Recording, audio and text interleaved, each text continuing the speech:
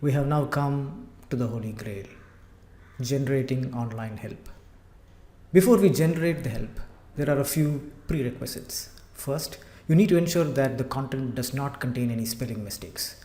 To perform a spell check of the entire project, proceed as follows. Ensure your help project is open and that the project tab is also open. I have deliberately inserted two spelling mistakes into two of the topics, and let us see what happens when we do a spell check. Now click on spelling of the spell check button and from the list select all topics. Notice how Help in Manual has completed the spell check and lists the topics with the number of misspelled words in them. All we need to do is click on the link to the topic from the list to be taken to that topic. Once inside the topic, Help in Manual automatically displays the first word in the topic with the wrong spelling and simultaneously displays the spelling dialog.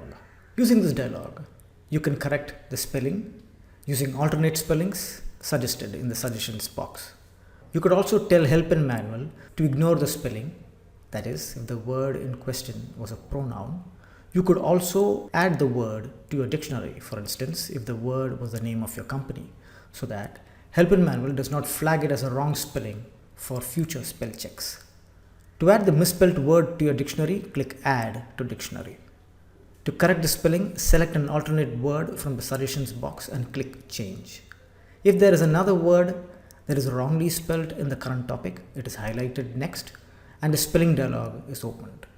To move to another topic, repeat the process till all misspelled words are checked.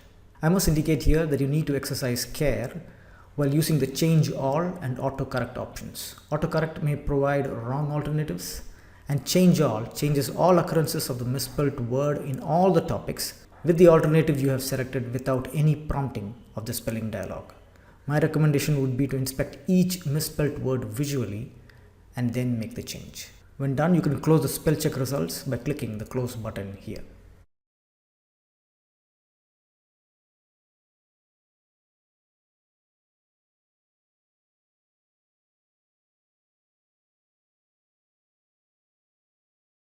Next, you need to set some variables and fields. For this, double-click on Configuration located under the table of contents on the left. Double-click on Common Properties. Click on Title and Copyright. Take a look at the fields displayed on the right and fill them appropriately. Replace the Enter Your Company Name in the author field by a valid company name. Note that this name is carried over to the copyright field via the author reserved variable. So there is no need to re-enter the author name here. Also, the predefined variable year in the copyright field embeds the current year the help file was generated. If you wish to remove these fields, you could do so too, but then if you want the year or author to be displayed in the copyright, you will have to fill them in this field. You could also keep track of your help file version by tweaking the values in the major version, minor version, and build version fields. As always, click Save by either pressing Ctrl S or by clicking the floppy icon located at the top left corner of your program window. We are now ready to generate the online help. With the project tab open, click on Publish from the ribbon. The window now displays fields and controls that you need to tweak to generate online help. First, click the Publish Format drop-down and from the list select Web Help. As you know, online help is also called Web Help and even Net Help. Next, take a look at the folder where the help will be created. This is the default folder where the files for the online help will be created and stored. You could change the HTML folder to MS Outlook Online Help or something similar.